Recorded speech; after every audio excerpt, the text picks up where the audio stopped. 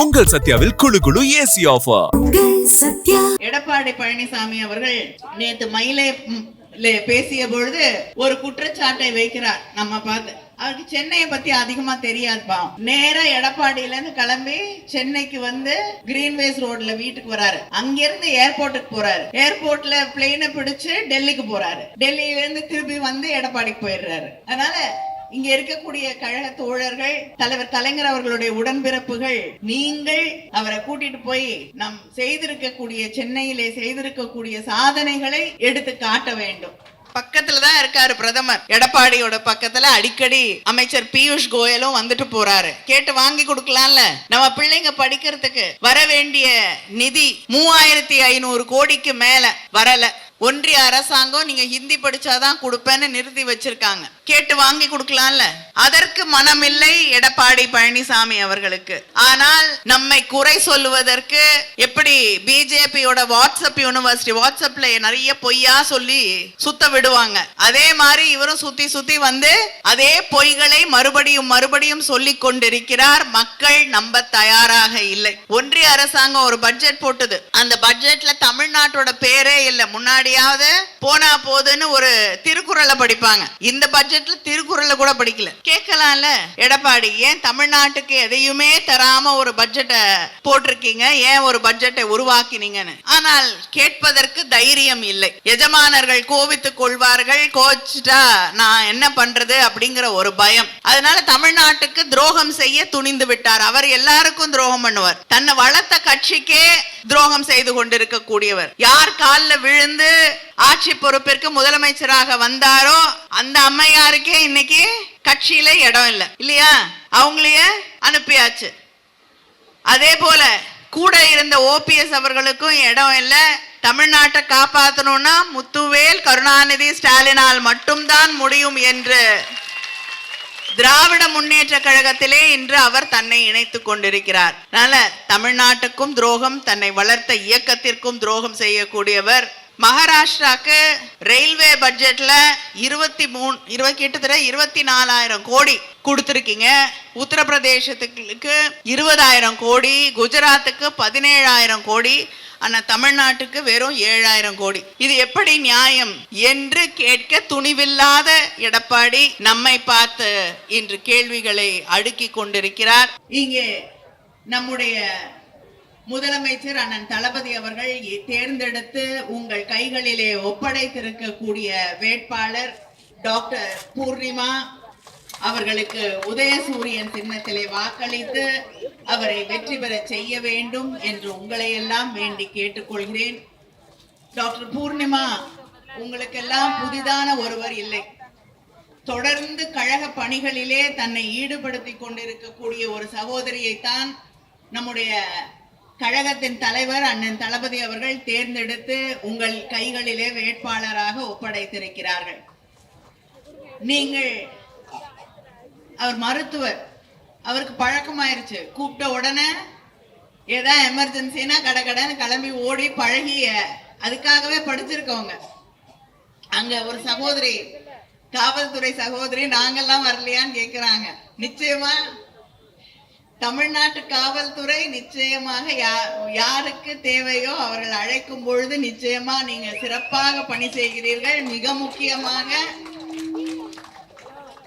பெண் காவலர்களை கொண்டு வந்ததே தலைவர் கலைஞர் அவர்கள் தான்.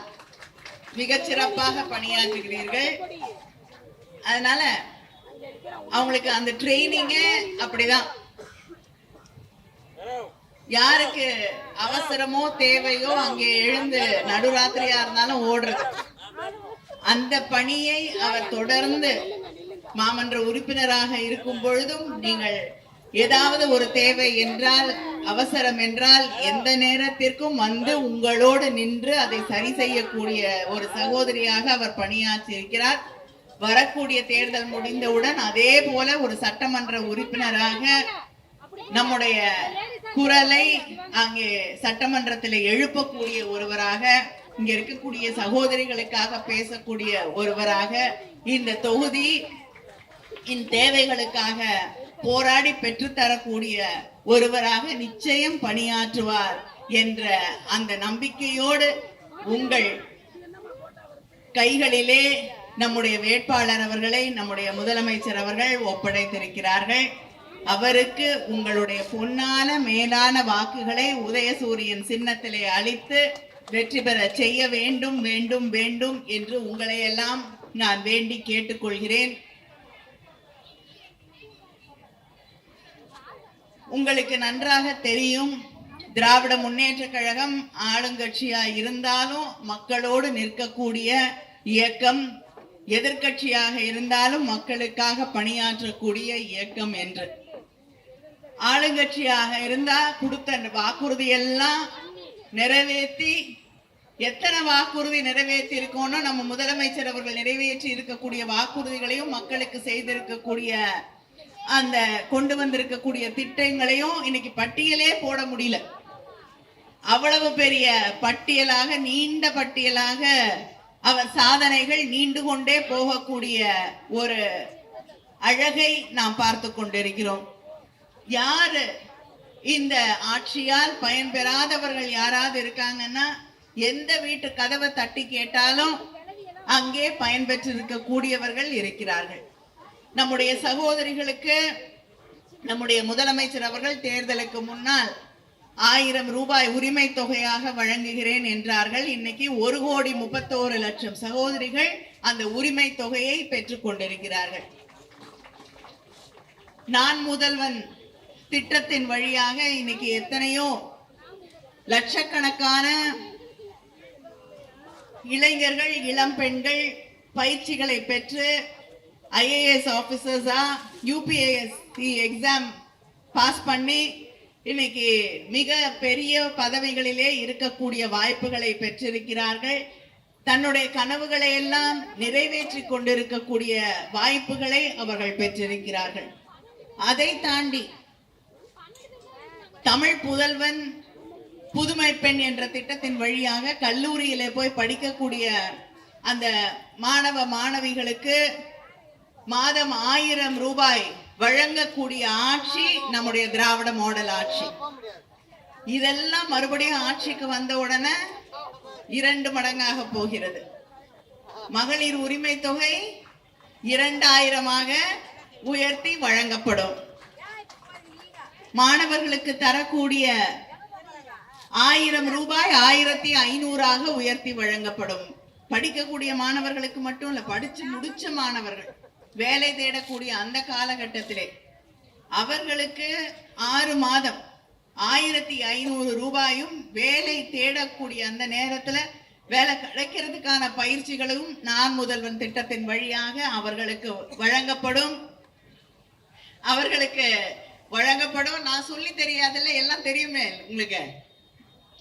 அதனால அவர்களுக்கு 1500 ரூபாய், படிச்சுட்டு வேலை தேடியக்கூடிய இளைஞர்கள், இளம் பெண்கள் சோர்வடைய கூடாதுங்கிறதுக்காக அந்த திட்டத்தை செயல்படுத்தி தருவேன் என்று வாக்குறுதி அளித்திருக்கக்கூடிய முதலமைச்சர் நம்முடைய முதலமைச்சர் அண்ணன் தளபதி அவர்கள். அதே போல முதல்வர் காப்பீடு 5 லட்சத்திலிருந்து 10 லட்சமாக உயர்த்தி வழங்கப்படும். அவங்களுடைய வருமான உச்சவரம்பு 5 லட்சமாக உயர்த்தப்படும். இப்படி நிறைய திட்டங்களை அறிவிச்சிருக்காங்க. மிக முக்கியமான ஒரு திட்டம், என்ன திட்டம்? எல்லாரும் காத்திருக்கக்கூடிய ஒன்று. என்னது? 8000 ரூபாய். அதிமுக ஃப்ரிட்ஜ் கொடுக்குறான்றாங்க, ஆட்சிக்கு வரமாட்டாங்க. ஏன்னா தேர்தல் அறிக்கையெல்லாம் நிறைவேற்றி அவங்களுக்கு பழக்கமே கிடையாது. ஞாபகம் இருக்காது உங்க யாருக்கும்? செல்போன் கொடுக்குறேன்னாரு எடப்பாடி, அதிமுக அப்படின்னு ஒண்ணு சொன்னாங்கன்னா யாருக்காவது ஞாபகம் இருக்கா? யாருக்கும் கிடைக்கலன்னு தெரியும். சொன்னாங்க, ஞாபகம் இருக்கா? கிடைச்சதா யாருக்காவது ஒருத்தருக்கு? இல்ல. அதுதான் அவங்க தேர்தல் வாக்குறுதியை நிறைவேற்றுற லட்சணம். ஆனா நாம் சொல்வதை செய்யக்கூடியவர்கள். நம்முடைய முதலமைச்சர் மக்களுக்கு தந்திருக்கக்கூடிய வாக்குறுதிகளை, இந்த தேர்தலிலே தந்திருக்கக்கூடிய வாக்குறுதிகளையும் நிறைவேற்றி தரக்கூடிய முதலமைச்சர் நம்முடைய முதலமைச்சர் அவர்கள். எடப்பாடி பழனிசாமி அவர்கள் நேற்று மயிலே பேசிய பொழுது ஒரு குற்றச்சாட்டை வைக்கிறார் நம்ம பார்த்து. அவருக்கு சென்னையை பத்தி அதிகமா தெரியாதுப்பா. நேரா எடப்பாடியில இருந்து கிளம்பி சென்னைக்கு வந்து கிரீன்வேஸ் ரோட்ல வீட்டுக்கு வராரு. அங்கிருந்து ஏர்போர்ட்டுக்கு போறாரு. ஏர்போர்ட்ல பிளெயினை பிடிச்சு டெல்லிக்கு போறாரு. டெல்லியில இருந்து திருப்பி வந்து எடப்பாடிக்கு போயிடுறாரு. அதனால இங்க இருக்கக்கூடிய கழக தோழர்கள், தலைவர் கலைஞர் அவர்களுடைய உடன்பிறப்புகள், நீங்கள் அவரை கூட்டிட்டு போய் நம் செய்திருக்கக்கூடிய, சென்னையிலே செய்திருக்கக்கூடிய சாதனைகளை எடுத்து காட்ட வேண்டும்.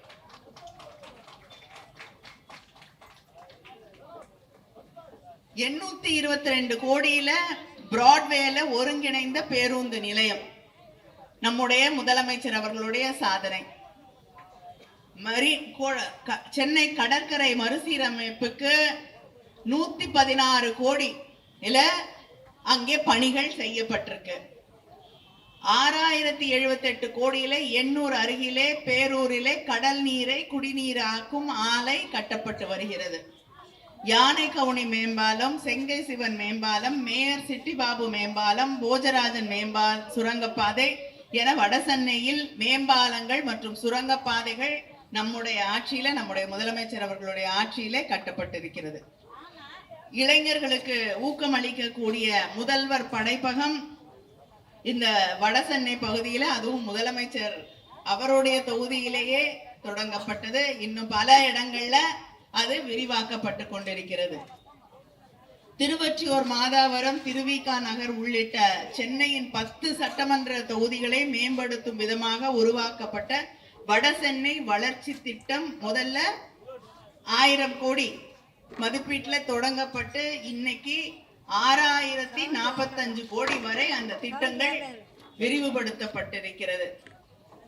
இதெல்லாம் நம்முடைய சாதனைகளின் சாம்பிள். அவ்வளவுதான். சென்னைக்கு நம்முடைய முதலமைச்சர் அவர்கள் செய்திருக்கக்கூடிய சாதனைகளின் சாம்பிள். மெட்ரோ ரயிலுக்கு காசு வரணும். பக்கத்துல தான் இருக்காரு பிரதமர். எடப்பாடியோட பக்கத்துல அடிக்கடி அமைச்சர் பியூஷ் கோயலும் வந்துட்டு போறாரு. கேட்டு வாங்கி கொடுக்கலாம்ல. நம்ம பிள்ளைங்க படிக்கிறதுக்கு வர வேண்டிய நிதி 3500 கோடிக்கு மேல வரல. ஒன்றிய அரசாங்கம் நீங்க ஹிந்தி படிச்சாதான் கொடுப்பேன்னு நிறுத்தி வச்சிருக்காங்க. கேட்டு வாங்கி கொடுக்கலாம்ல. அதற்கு மனமில்லை எடப்பாடி பழனிசாமி அவர்களுக்கு.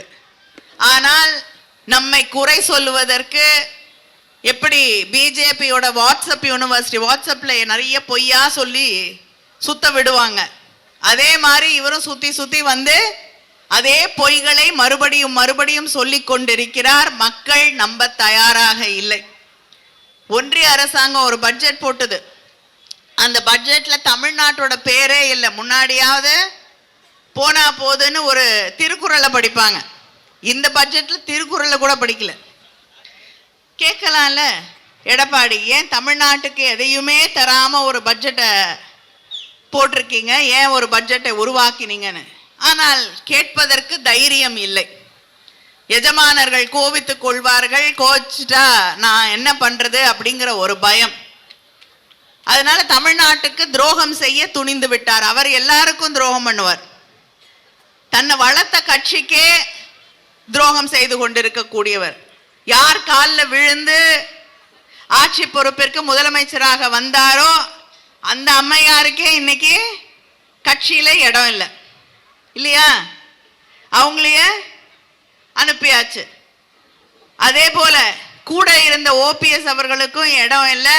தமிழ்நாட்டை காப்பாற்றணும்னா முத்துவேல், கருணாநிதி, ஸ்டாலினால் மட்டும்தான் முடியும் என்று திராவிட முன்னேற்ற கழகத்திலே இன்று அவர் தன்னை இணைத்துக் கொண்டிருக்கிறார்.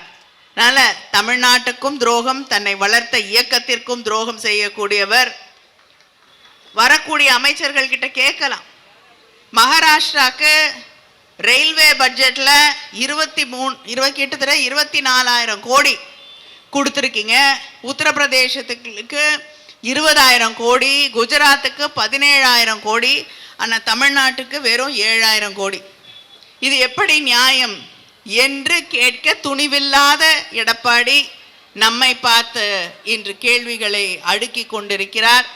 நான் அவருக்கு தெரிவித்துக் கொள்கிறேன், தமிழ்நாட்டு மக்கள் யாரை நம்புவது, யார் துரோகிகள், யாரை நம்பக்கூடாது என்பதிலே மிக தெளிவாக இருக்கக்கூடியவர்கள் தமிழ்நாட்டு மக்கள். அதனால உங்களுடைய கூட்டணிய தமிழ்நாட்டு மக்கள் யார் என்று அடையாளம் கண்டு கொண்டிருக்கிறார்கள். நீங்க தமிழ்நாட்டுக்கு எதிரானவர்கள், தமிழ் மொழிக்கு எதிரானவர்கள், தமிழ்நாட்டில் இருக்கக்கூடிய பிள்ளைகளுடைய எதிர்காலத்திற்கு எதிரானவர்கள். நான் முதல்வன் திட்டத்தின் வழியாக எத்தனையோ பிள்ளைகள் இன்னைக்கு படிச்சுட்டு பெரிய பெரிய பதவிகளிலே இருக்கிறார்கள். ஆனா அதே பிள்ளைகள் படிக்கக்கூடாதுன்னு தான் நீட்டை கொண்டு வந்தீங்க. அதே பிள்ளைகள் படிக்கக்கூடாது அப்படிங்கிறதுக்கு தான் நமக்கு வர வேண்டிய நிதியை கொடுக்காம நிறுத்தி வச்சிருக்கீங்க. நீங்கள் யார் என்பதை தமிழக மக்கள் அடையாளம் கண்டு கொண்டார்கள். நீங்க நடத்த நினைக்கக்கூடிய மதவாத அரசியலுக்கு தமிழ்நாட்டிலே இடம் இல்லை, இல்லை, இல்லை. தமிழர்கள் தமிழர்களாக ஒற்றுமையாக வாழ்வார்கள். இந்த திராவிட மாடல் ஆட்சி அடுத்த கட்டத்திற்கு, அடுத்த கட்ட வளர்ச்சியை நோக்கி எங்கள் மக்களை, எங்கள் பிள்ளைகளை, தமிழ்நாட்டை அழைத்து செல்லும் என்ற நம்பிக்கையோடு இருக்கிறார்கள். மறுபடியும் நம்முடைய முதலமைச்சர் திராவிட நாயகன் தளபதி அவர்கள்தான் ஆட்சி பொறுப்பிற்கு போகிறார்கள். அவரது கரத்தை பலப்படுத்த, உறுதிப்படுத்த உதயசூரியன் சின்னத்திலே வாக்களித்து அம்பத்தூர் தொகுதியிலே டாக்டர் பூர்ணிமா அவர்களை வெற்றி பெற செய்ய வேண்டும் வேண்டும் வேண்டும் என்று உங்களையெல்லாம் வேண்டி கேட்டுக்கொள்கிறேன். நன்றி, வணக்கம்.